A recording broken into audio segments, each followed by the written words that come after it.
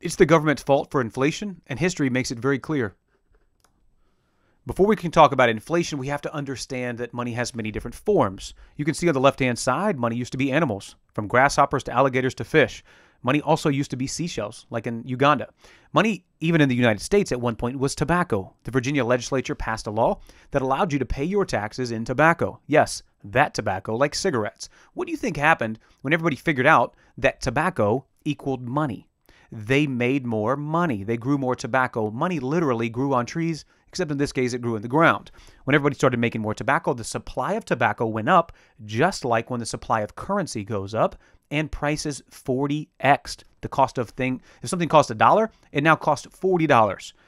Christopher Columbus, when he sailed the ocean blue in 1492 and he got to the Americas and stole a bunch of stuff, took it over to Spain, dropped off silver and gold on the shores and became a hero to them, prices surged 6 to 7 times in Europe because the money supply increased without production.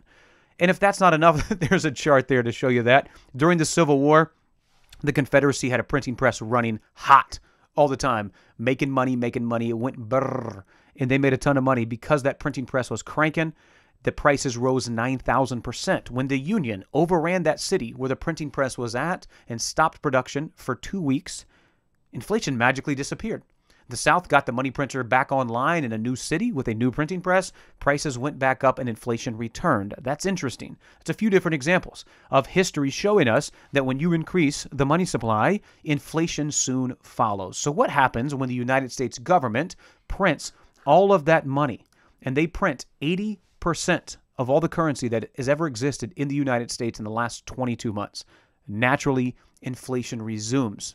Congress, the United States the government has always pointed and blamed other people for inflation. They try to put it on corporate greed. They try to put it on unions. But history states that it's very clear. When you increase the currency supply, inflation will follow. You have got more dollars chasing the same amount of goods.